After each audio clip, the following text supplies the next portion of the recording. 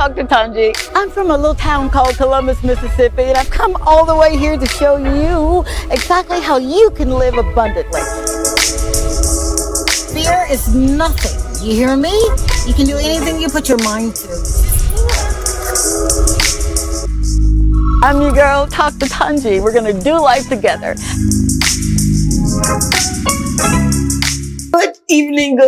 Good evening, family. How are you doing? Can you tell I'm excited to see you? Man, you've been running around in my mind all day. No, seriously, you have.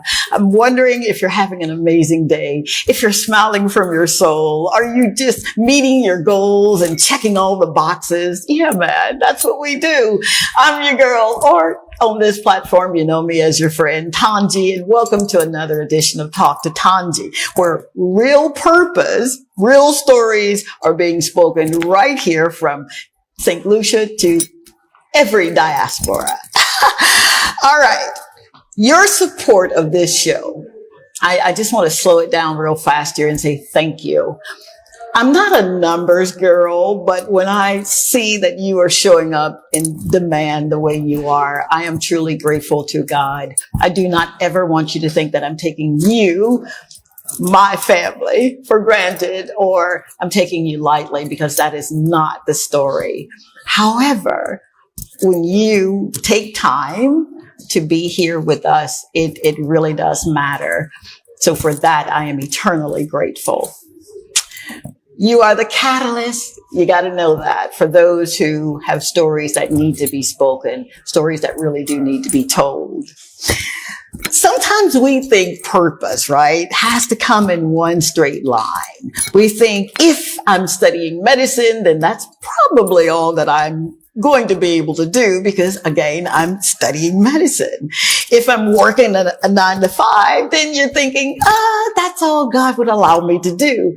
But what if I were to tell you that that's not the truth? What if I were to tell you that you've got so many gifts, you've got so much talent, skill sets that we are just seriously waiting on? Yeah, we've got a guest that has answered the call. Not only is she studying medicine, right? So you already know she's like creme de la creme. But she has tapped into that artistic, the creative side of her. And I'm so grateful that she's here. You may have seen some of her artwork on display and said to yourself, who is this and how can I get this story? Yeah, that's who we're interviewing tonight, man. Somto Doris. I hope I said that right. She said, just call me Doris. I'm like, okay, just call me Tongie. We are in for a treat, Saint Lucia, because she literally is going to share with us her why, her how she got here, what the purpose is, and so much more. So you know how we do it, right? Go on and get your cocoa tea, go on and get your soursop juice, or whatever it is that you're drinking on this evening. But just come back, because we're going to get started on a story that you're not going to want to miss. All right, stay tuned. We'll be right back.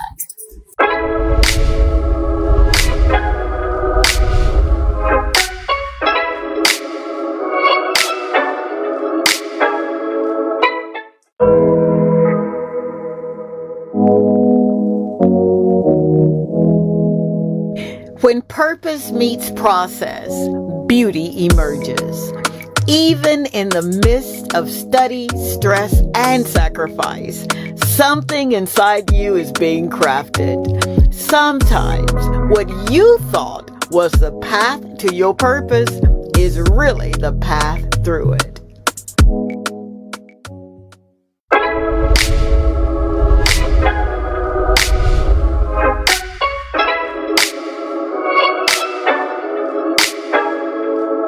And we are back, Saint Lucia.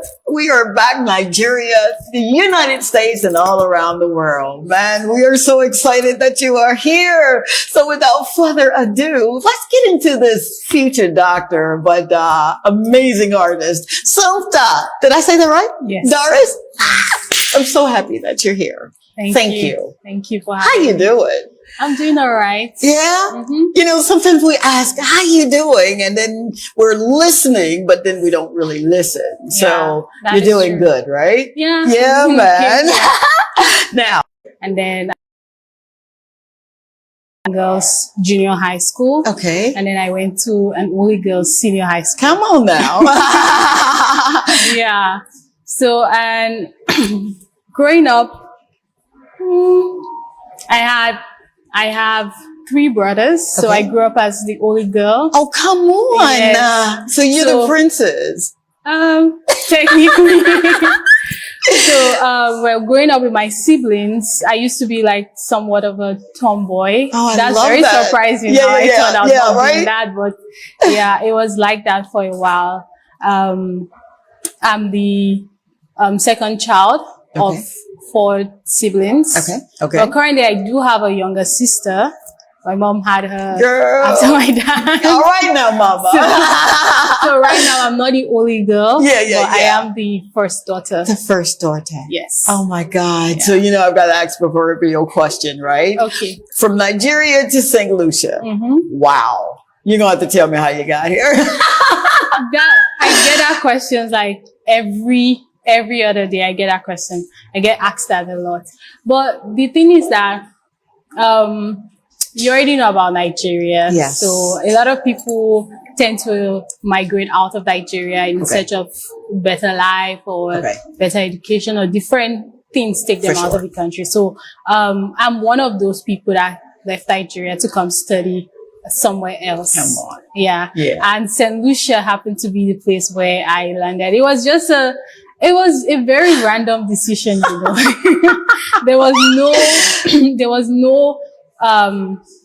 it was random, but I'm very grateful that I chose Saint Lucia. I've grown to love it.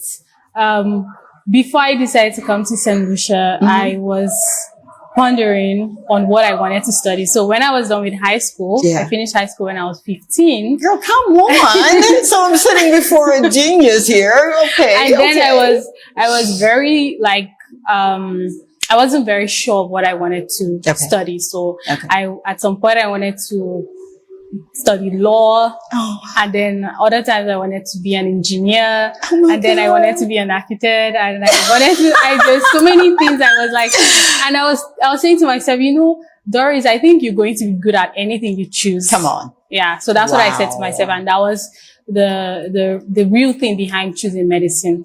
Now my older brother is very, very passionate about medicine. We actually came to the island together. And we both studied medicine. He studied here also? Yes. Come on. So eventually we both came to the island to study that's medicine. what I'm talking about. So you weren't by yourself? No, I wasn't. Oh my God. So the culture here, is a little different from Nigeria. How have you been able to kind of assimilate into the culture, or did you say, you know what, I accept the culture, but I'm still going to encompass some of the things that I like doing? Well, now 2-3 days ago, I think that was on Friday. Yes. Someone came here to see the exhibition. Now that's someone I've known for a long time since being on the island. And he said, Doris, I find that usually when people travel, when they go outside of their country, they usually try to stay on the sideline. But you're everywhere, everywhere. And then I was like, but why would I want to just keep myself on the sideline? Like, anywhere I go, I want to just feel comfortable, except those people don't let me feel comfortable. But if no one is bothering me, if no one is harassing me, I'm going to try and feel as comfortable as I can. That's what I'm talking about. So when I came to Saint Lucia, there was a bit of a cultural shock, but being here is many Black people. I didn't really feel so different, I didn't experience so much difference. In terms of cultural wise, the only thing I would say is that Saint Lucia is way, way smaller. Than Nigeria. For sure. So that would be the biggest culture shock for me. Okay. Wow. But it was very easy to blend in. And actually my earlier years on the island between 2017, because I came to Saint Lucia in 2017, between 2017 and say 2020, Okay. 2022. So you were here for pandemic and all of that. Oh, okay. I was usually with the Nigerians. So there used to be a lot more Nigerians on the island. A lot of them were medical students or doing other stuff. Okay. And I used to just be around them. Yeah. It was actually in 2022. I was like, Doris, no, you have to step out of that zone, right? and start putting yourself out there. Yeah. Because when I came, I did not see a lot of similarities between, although it wasn't very different, but in terms of similarity, in terms of like deep heritage, deep culture, I did not see all those things because they're not very visible to me. Oh. But when I started to search for them, I started to find them. Gotcha. And it even made me love Saint Lucia even more. Wow. Yeah. So, man, there's so much I want to ask you. So you're stepping out of everything that you know, right? And you're coming into a country where you're like, okay, you know, it looks good. I'm here. I'm going to plant and grow. Your brother's here. Yeah. So you've got that, you know, that shoulder right there. Yes.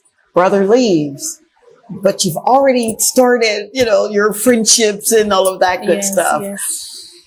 What would you say were some of the differences or the stark differences from what you were used to going to Catholic school, being all girls school, and then coming here? Yeah, you get the similarities, but what was the stark difference for you? Yep. So, well, first of all, one of the biggest difference I mentioned before was the island being small. Yeah. And then the fact that everywhere closes by 6 p.m. Yep. That was very shocking for me. Yeah. So whenever I go for lectures, I go to school. By the time I'm back, I'm like, okay, let me go out and go and get something. Yeah. And then when I go out, everywhere is closed. I'm like, why is everywhere closed? Yep. But people were at work when these places were open. So when do people get the chance to actually go do what they want to do? Yeah. So that was one of them. Okay. And then that one was with the people here. So I'm trying to pick up what you're not saying, but what I realized was now Saint Lucian people are very nice. Yes, they are. But they're not very open. Yeah. Okay. So okay. It takes time to really, you know, for them to really welcome you. So that was something I got to realize with time. But I've made very good friends here on the island. We're very close. I could even say we have like a very strong bond. Good. But obviously something that I had to take myself out of my mentality, how I view those things, and just, you know, start receiving. Because then I was like, okay, I want to try and make friends, but then I was trying too hard, apparently. You? But eventually I realized I needed to, you know, be more receptive instead of chasing. I needed to just, you know, relax and attract. So, and that has been working well for me. Yeah. But I would say Saint Lucia, they take their time to open up. Yeah, they do. Yeah. I'm still learning. I've been here 4 years.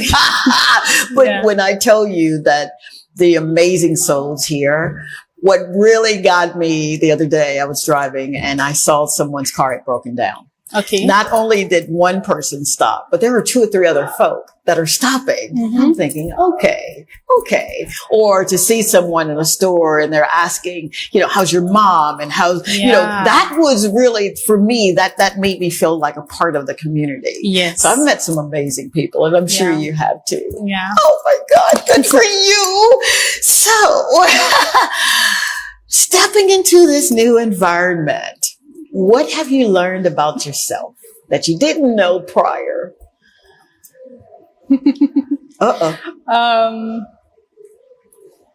I think what I learned about myself is that actually there was a lot of learning and unlearning for me. That was a journey that I went through. So before I came to Saint Lucia, when I was much, much younger. Okay. I know people say I'm still young, but you when really I was are. a baby, Okay.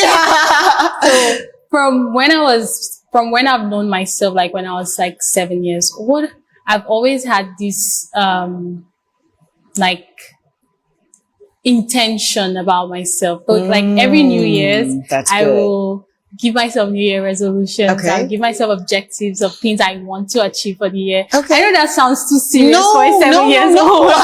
But you were already tapped in, so to speak, even at 7. Yes. So I began to do that from a young age, but eventually I found that I stopped doing that. Huh.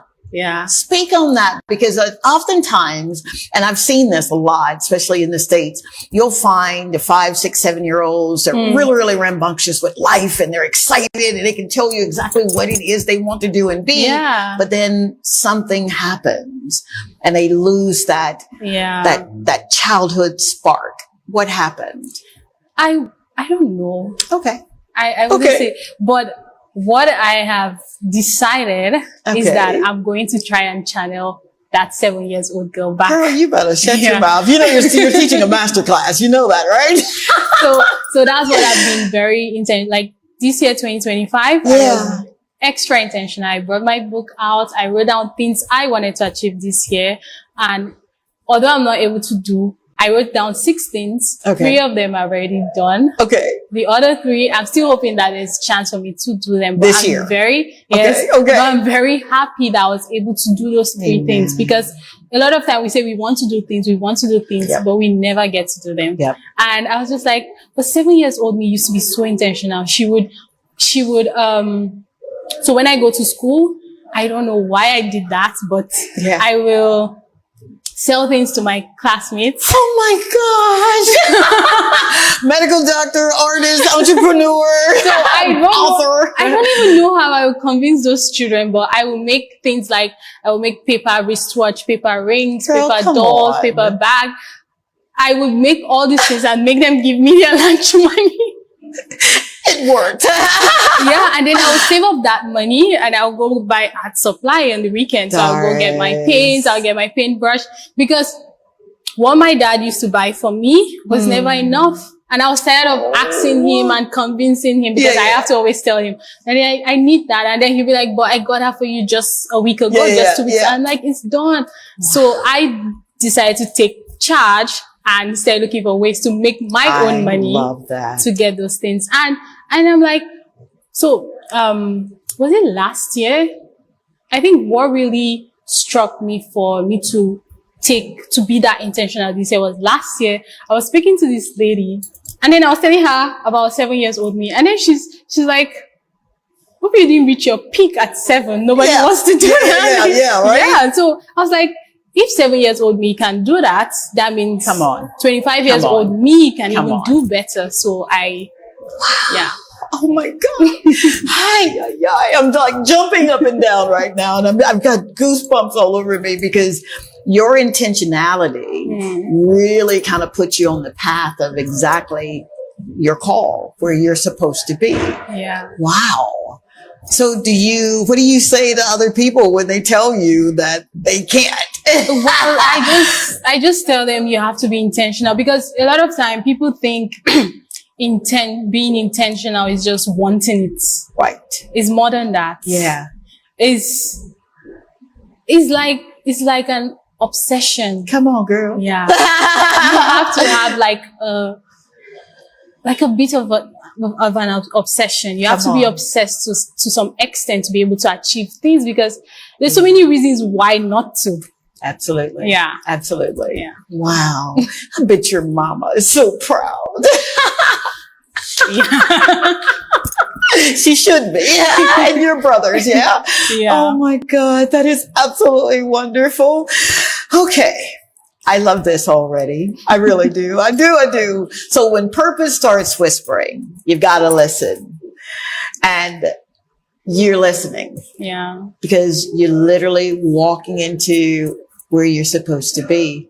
Amen. How does that feel?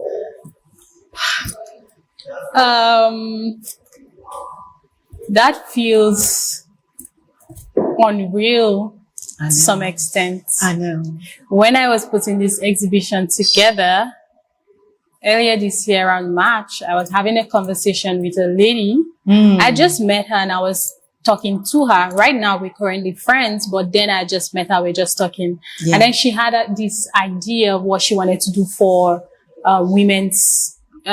International Women's Month in March. Yeah. And she wanted me to work on a project for her. And I was very excited because I love to do stuff like that. Yeah. So, and then we're talking and I was telling her that I'm also planning to do an exhibition this year. And then she was like, okay, tell me more about it. And then I was talking to her about it.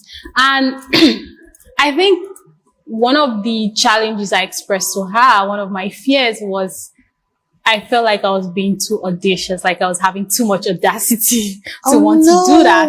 And then she was like, no, but that's what you're supposed to do and stuff like that. So, I think when I say it feels so real is that the amount of support, the amount of love, the amount of assistance I've gotten. Obviously, I don't have the resources to put this together, but I was able to get support from sponsors, from family, from friends. Baby, When I was reaching out to these people, I wasn't very expectant. I was just like, you know what, let me just ask. Yeah. If they say yes, fine. If they say no, that's okay as well. Yeah. And luckily for me, there were people saying yes, and I'm like, why do these people want to say yes? But at some point, I needed to speak to myself and say, Doris, you are intentional about what you want. Come on, Doris. So you cannot be intentional and then you see results of that and you're still in doubt. That don't make no sense. Wow. So I had to put myself together. And do it. Yes. Oh my gosh, I am so excited for you. I am so excited. I'm looking at the corner of my eye and hoping he's not calling for a commercial break because I want to ask so many questions. Wow. Ay. So balancing science and creativity. Wow.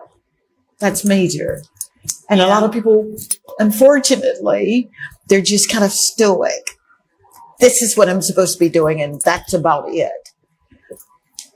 You said audacity. That's a great word, because I am audacious too. How dare you walk in here with platform boots on?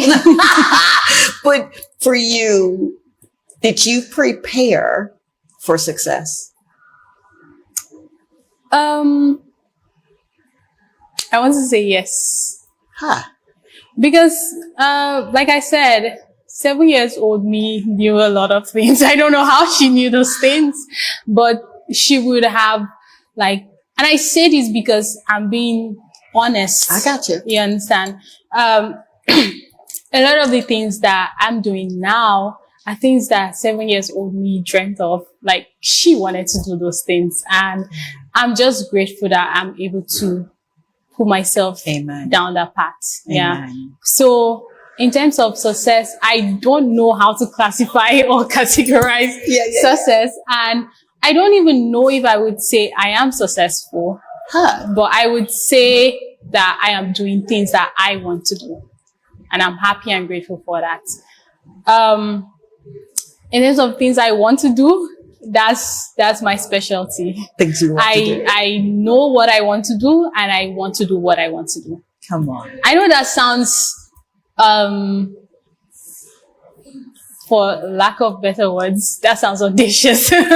But I always tell people, like, you have to do what you want to do, because life happens once, and you cannot stay and you just do one thing and then you want to do another thing, and you're like, why will I leave that one thing that I was doing and then do another thing? But you can do anything. You can do multiple things. You can do 20 things. You can do 10 things. I don't think there's anybody saying do one thing or be this one version of yourself. So I am definitely open to being different versions of myself. Oh, dear God. Oh, Saint Lucia, didn't I tell you? If I didn't, honey, you are in for a treat.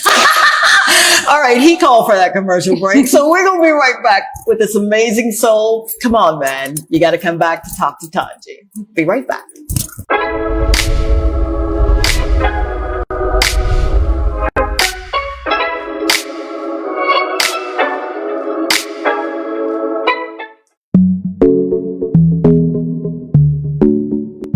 Every gift God gives is a color in his masterpiece. Whether you hold a paintbrush or a stethoscope, remember this. Your purpose is a blend of both grace and grind.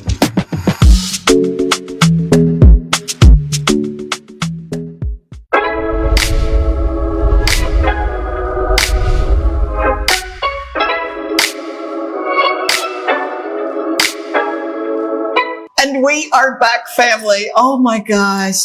You don't even understand what goes on behind the scene. I'm about to jump out of my boots. I really am, because this soul, Miss Doris, is literally living life from the inside out. And I get so excited when I meet people like that, because I live life from the inside out. So let's get back to this conversation that we've got, not only with the doctor, but with the artist, Somto Doris. I say that good? Yeah. I better.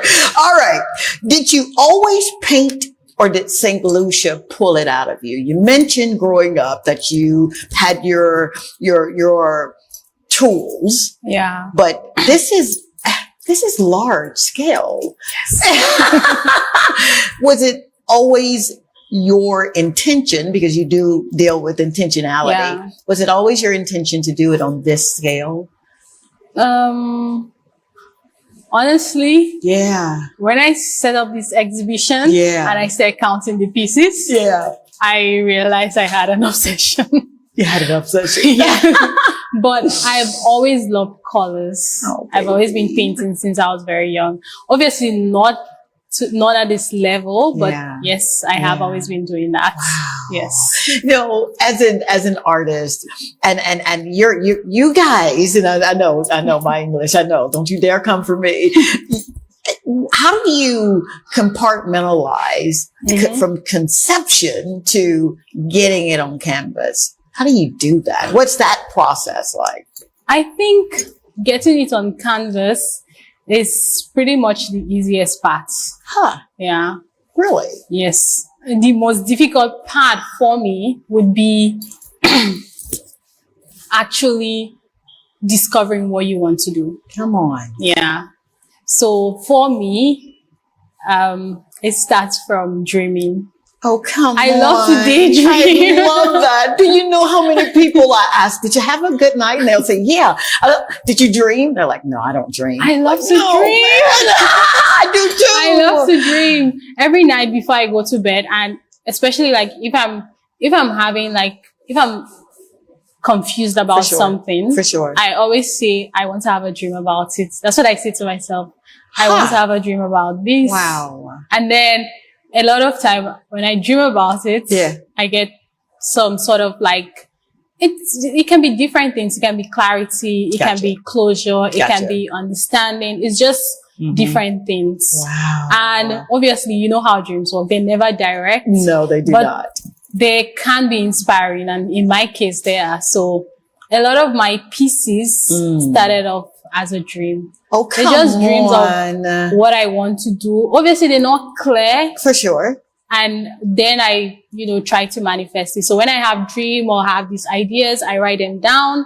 I'm also a writer, but my writings are for my paintings. So what I do is I first dream, I write them down, and then I have a conversation with myself. Oh, I love that. I know, seriously, I really do. I thought I was the only one to just kind of sit up, right? So when I'm done with this and I want to start the project, when I start painting, I don't paint with music. I paint just like that.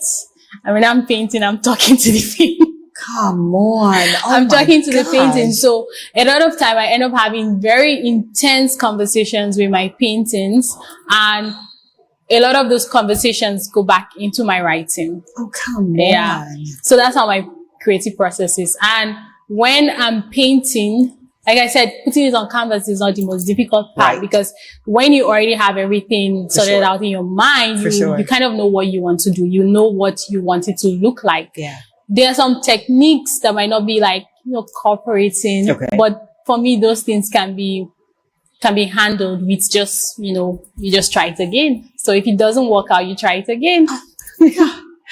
So Yeah. how did you get here? I mean, did you go to school for this or? No, I did not. I'm done. We can cut. Good night, Saint Lucia. Are you serious? Yeah. Right from when I was young, I knew I did not want to go to art school. Wow. So like I said, when I was telling you, I was trying to choose a career path for myself. I never mentioned going to art school. So I wanted to be a lawyer. Yeah. I wanted to be a doctor. I wanted to be an engineer, an architect, but I never wanted to be an artist because I felt an artist was already something that I was from. Girl, you better come on and speak that. Do you know that you literally just used a key to unlock a principle, IB?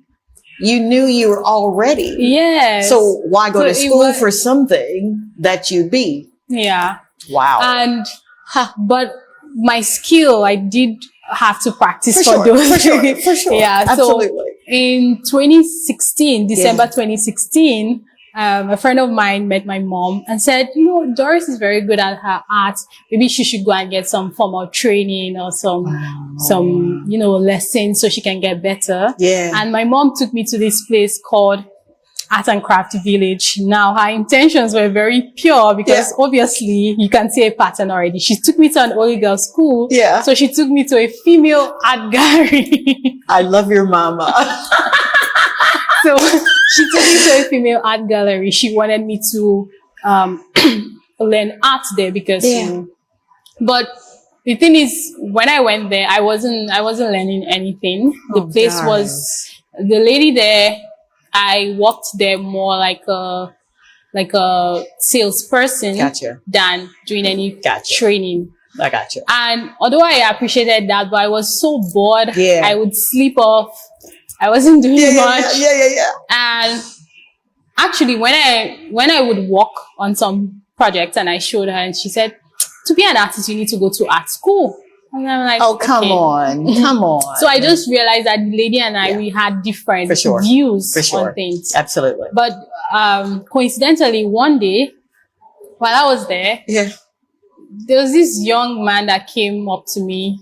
I was 17. Wow. And he would have been in his early 20s or mid 20s, but he was just out of university. Okay. So there's this thing they call youth service in Nigeria. So after university, you do a 1-year youth service. It's like an internship. For sure. So he was doing that in that place. So he told me, wait, are you an artist? I said, yes. And he was like, why are you here? I'm like, but this is where I'm training. He was like, no, there's this other part of this place that have other artists there. You've never been there? I'm like, no, I've never been there. Come on. And he was like, okay, come, let's go. So I followed him. When I went there, God, I just knew that's where I was meant to be. So when I got there, I saw all those things. I was like, really? People are doing this? So that same day, I took all the money I had. Come on. I bought all the art supplies. They said, you have to get this, you have to get this, you have to get it. I got everything. I love it. And I said, I'm going to come the next day and I'm going to paint. Now, when I left there, I came back then the next day and I started painting. I didn't even tell that lady I left there. You know. I guess the lady figured out I left, but I never went back. You never went back. There's the audacity. Yeah. So the other place, it's an art village. So they have these little hut studios. Yeah. And all the artists were there. They had their easels out. And they were all painting. They were sculpting, they were welding, they were doing tie and dye. They were doing all sort of things. Yeah. And I just stood out. That's where I was meant to be. Oh my God. So you knew this is where I'm supposed to be. Yeah. Oh my God. So I started going there. I went there almost every day. But of course. You're at home. Yeah. Why wouldn't you? Yeah. So I went there. I started going there around February, March of 2017. Okay. Now, when I started my first project, now those materials I bought, I started my first painting project. It was I think a parrot. Okay. I think it was a parrot. Okay. Or an eagle. Yeah. Or it was a bird. For sure. Now, I was just learning how to use oil paint. Oh my gosh. It was very stressful to use. Yeah. And when I was painting, I realized that, you know what? This is tough. Tougher than I thought. Oh my God. This is very tough. But you didn't quit. I did actually. I got upset. Oops. Hey, that's okay. I got upset. I painted that for like 5 days, like almost a week, and I feel like I wasn't going anywhere. Oh my God. So I said, you know what? I'm not coming back again. No, you did not. Yes. So I stayed home for about 2 more weeks. I didn't go back. And then I eventually went back. Okay. Yeah. Now, you said a lot right there. And I don't know if he gonna call me to a break yet, but I gotta get this because there are so many people that will get to where you are. Yeah. They'll get to that Mecca and they're excited about it, right? Mm-hmm. I've made it. I did it. I got my Dharma. I got my purpose. And then they fizzle. Yeah. What was it that kept you, even though you didn't quit, you just, you know, took a rest? What got you back in the game? It was the obsession. I just couldn't stop thinking about it. So I just had to go back, and then I brought it out. By then the painting was actually dried. Now all I needed to do was, you know, paint on it, give it a day to dry or 2 days to dry, and then go back on it. But I was so stressed out. But by the time I went back on it, it was dried enough that I could continue the painting and finish it up. So the process, what I'm gleaning from you, because you're my teacher, don't interrupt the process. Even if it means stepping away, it's still part of the process. So that was all I needed to do, to step away a bit and then continue. So by the time I was done with that project, I was very excited. Yeah, man. I showed my mom, I showed everyone, I told everyone who came.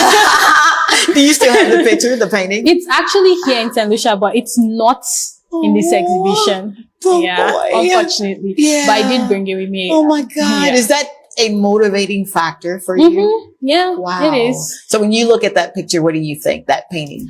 When I see that painting, I see all my mistakes.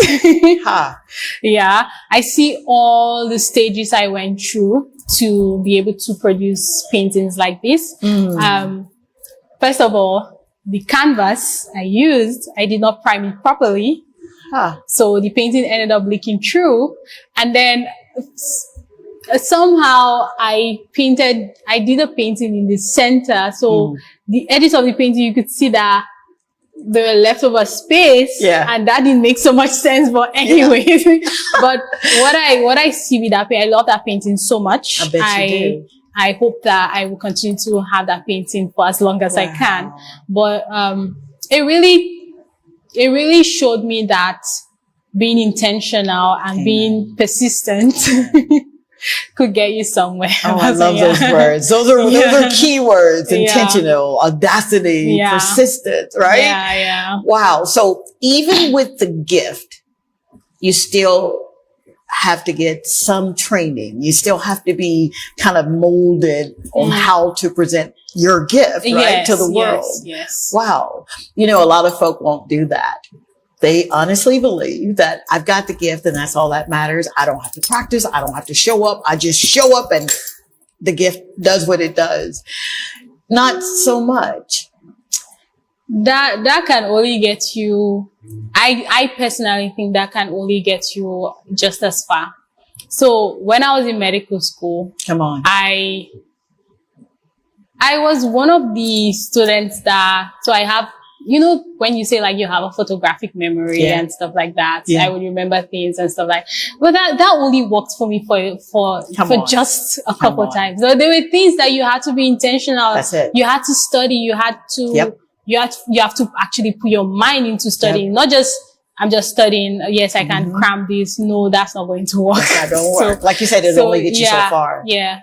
Wow. So it can get you to the basics, but you have to actually put in the work. Girl, you better. Good place to stop. Whoa, Nelly. Family, didn't I tell you were in for a treat? Oh my God.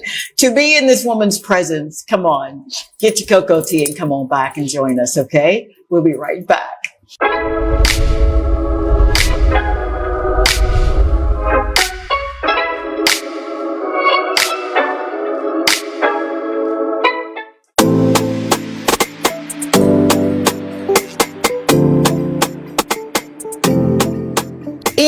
quiet moments between dreams and duties, God reminds us of this. We're still becoming. Stay anchored, stay grateful, and trust that your steps are ordered, even when the road feels uncertain.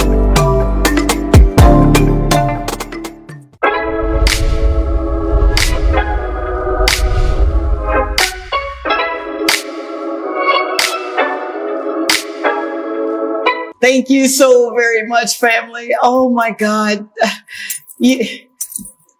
What can I say?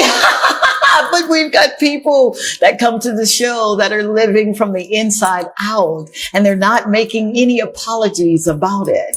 And you too, you're living from the inside out, right? I see you nodding your head. Yeah, man.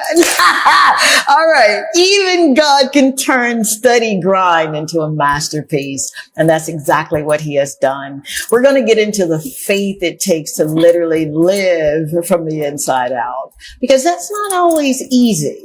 When you're looking at what you see, you know, and you're like, I got to do this, but my heart is calling for this. Yeah. You're able to do both.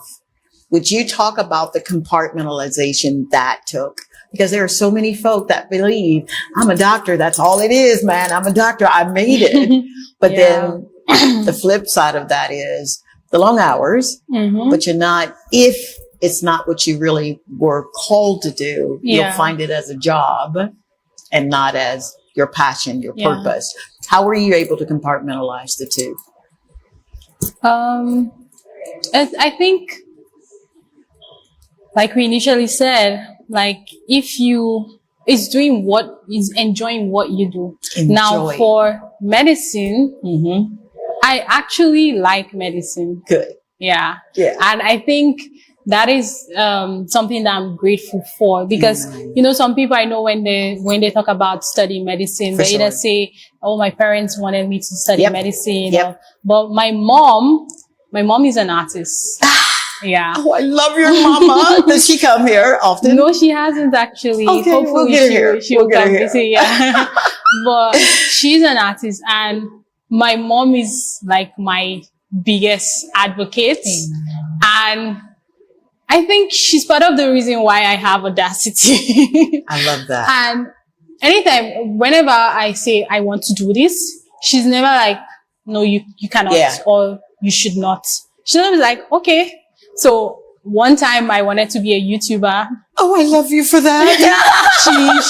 I told her why I wanted to do this. I told her I needed X amount of money, and she should give me that money so I can invest in my YouTube. And she gave me, and I did that, and I stopped that, and I said I wanted to be a makeup artist, and she gave me money. So I love her for that. It's just, you know, when you have that someone cheering you up, someone believing in you, you can do everything that you want to do. Yep. Absolutely. And for me, I don't believe that just because you've studied medicine, that means every other aspect of your life should stop. Come on. I think life goes on, and you just have to do every other thing with it. You cannot pause one life and then, like, some people think, oh, if I get married, I cannot do this career path. Or if I do this, I cannot. But your life is not waiting for you to do all these things. So what I believe, or how I approach it, is that I don't see painting as something that I should do. I see that as something that I do. Like, it's just like you wake up in the morning, you go, you water your plants, you go, you have breakfast. For sure. So I see painting like that. Oh, wow. So because I see it that way, it doesn't feel so much as a responsibility. It just feels like a way of life. Like, oh my gosh. So, and if I don't do it today, I'm okay. If I don't do it tomorrow, I'll just do it the next day. I'll just do it the next month. I'm not going to be like, okay, I haven't painted for X amount of time. That means I'm no longer an artist. Or that means I'm no longer. So if I'm not painting, I'm probably writing. If I'm not painting, I'm probably dreaming. So all those things are manifestation of my art. So, and I do that every day. I do that as much as I want, as much as I can. And whilst I do that whilst doing every other thing. Every other thing. So what would you say to someone who says, I hear what you're saying, doctor, and I'm with you, but I'm stuck. How do I move past the passion and the call? How do I marry the two? You can look at that camera. Okay. That's a very interesting question. Yeah. And I can see why people would struggle to manage both of them. But I think the best step would be to come out of what they think that it should be. Because I think a lot of time with what society have told us, like the example of marriage, growing up in Nigeria, I know marriage is one of the biggest yes, it is. biggest responsibility. Like when you're growing up, they're telling you, you're getting married, you're getting married. Especially as a girl, you grow up, they tell you anything you do, it has to lead back to you being married. And now being married, is it a way of life? Is it a responsibility? Is it a passion? Is it a profession? It's none of those things. Being married is part of life. It's just like being a girl. Come on. It's just like being old. It's just, you're just making a decision to spend that part of your life with somebody else. But just because you're spending that life with somebody else doesn't mean that every other part of your life has to take a break. You just bring that up. It's just like changing house. Like when you move to a new house, you don't leave your stuff there. You have to old house. Absolutely. You have to move. So, I mean, you can let go of certain things. You can take out some things, but you're not leaving everything. You have to take your couch. You have to take your bed. Yeah. So that's how I think of those things. So if you think about it that way, you just see it as a journey. You're not seeing it as a section. Yeah. You see it as a continuous journey. And that way you can believe in yourself to do things that you want to do. And I think another reason is because, when people think of career path, they think of it as something that, they think of it as an identity. Please speak on that. So when someone say, I'm a doctor, they see themselves as doctor and they cannot see themselves as any other thing. There you go. We're human beings. We're more than that. We're more than just our profession. We mothers, sisters, brothers, uncles, we friends. We have dogs. We are friendly to cats. There's so many different parts and versions of us that we cannot just box ourselves to be one thing. And so I think when people stop seeing themselves as their profession, they can be able to do more things. Oh my God. Yeah. I think that's really the core, because I cannot tell anyone exactly how to go about with their career choices, because it's different for individuals. For sure. But I think they should stop seeing themselves as their career path. You are you. Your career path is just a choice. It's just one of the choices we make. You better hush your mouth and hold yourself. Oh my God. Yeah, I see you calling. Stay tuned, because that right there solidifies so much. Honestly, it does. It shifts the mindset. And yours is shifting too. I know it is. I need you to stay tuned. We're going to be right back with Miss Doris.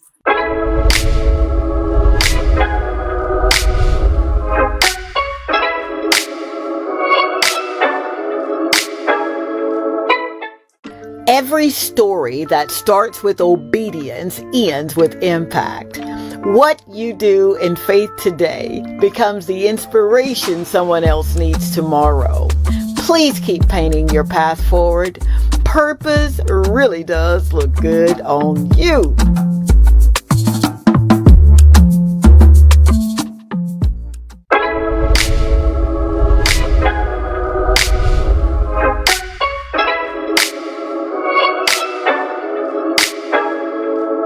And we are back, family.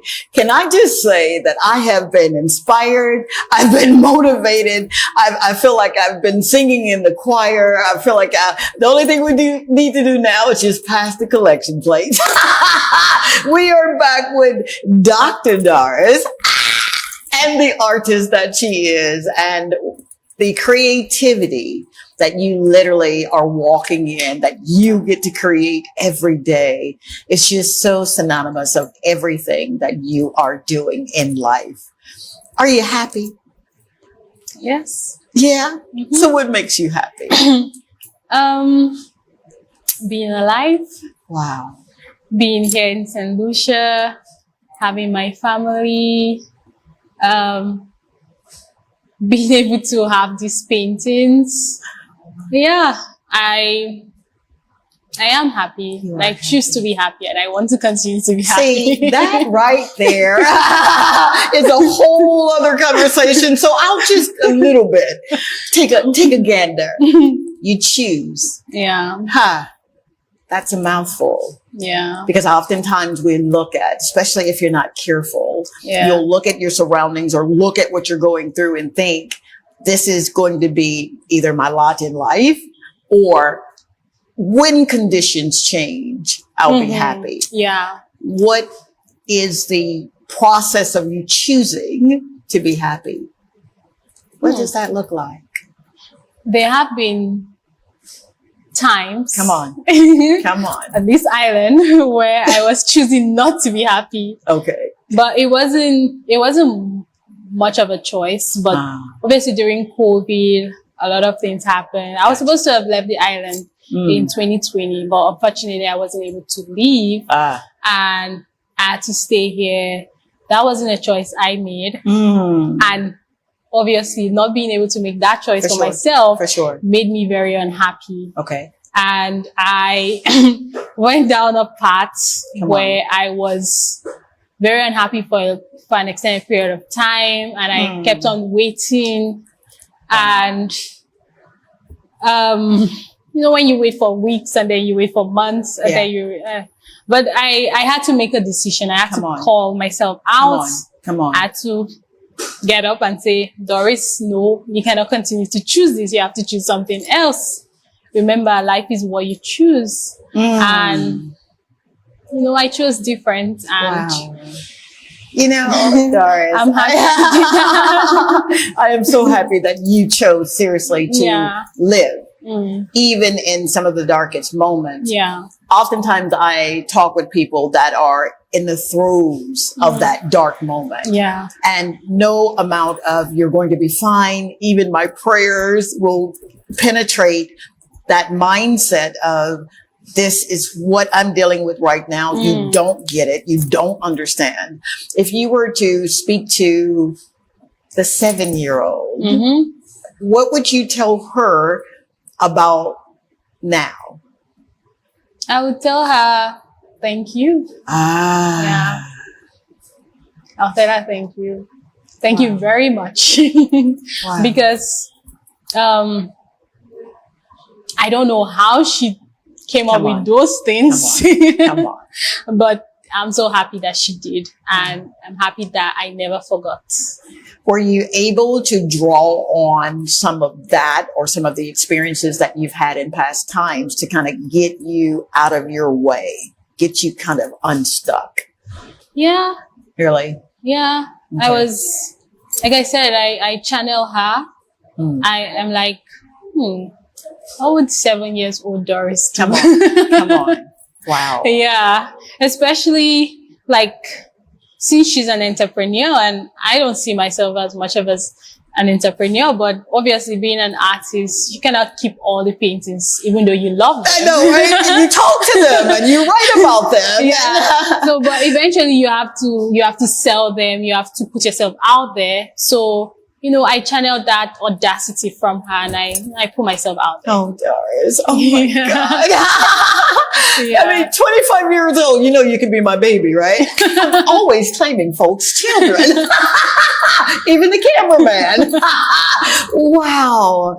You exemplify what it really does mean. And I wasn't saying it when we first started, to just say it, to literally live from the inside out. What would you say to someone right now that said, all right, I've taken my copious notes. I'm ready. I'm going to do it.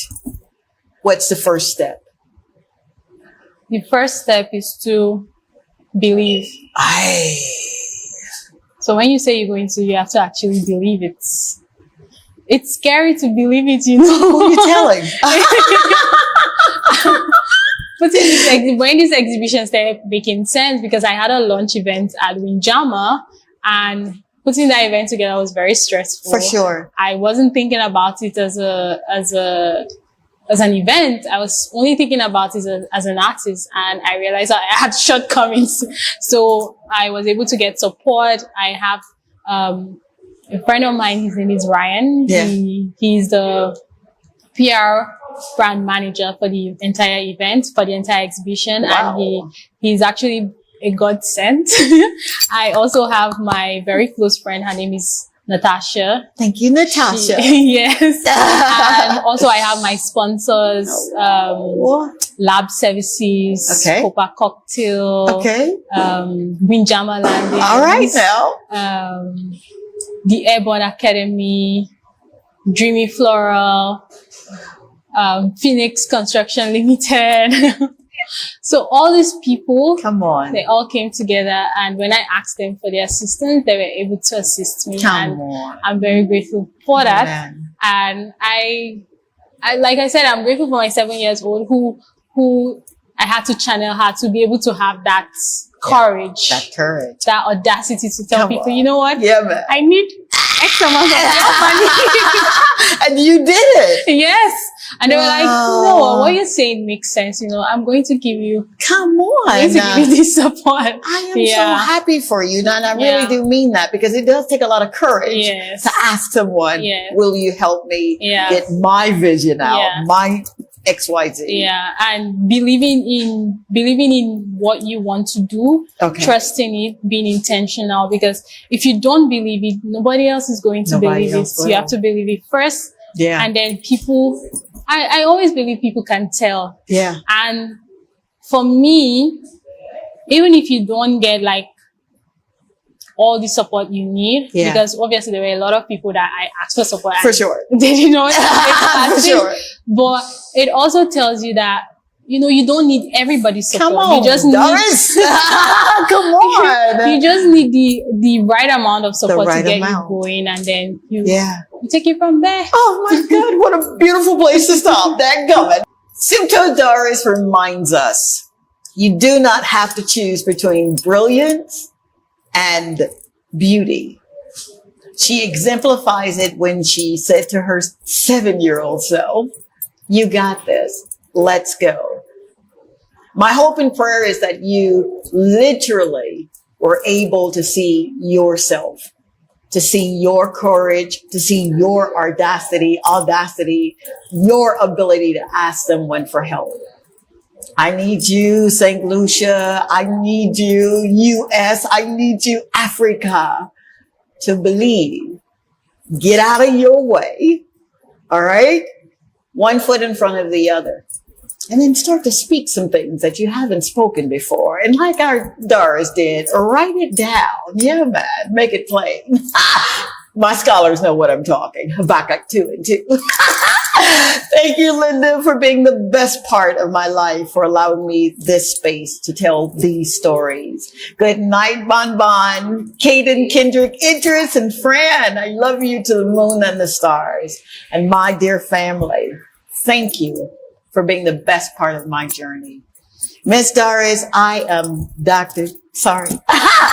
I am grateful for your being here. Thank you for saying yes. God bless you, man. Thank you very much. You're very welcome. Now, how can people find out where we are and your painting? Oh my God, forgive my manners. Well, we are located at La Place Carinage. We open now until the 12th of November, 2025. And you can also see my paintings on my social media page on Instagram at SomtoNDA_art, or on my Facebook page, Somto Doris Art. All right. You did that, man. Good night.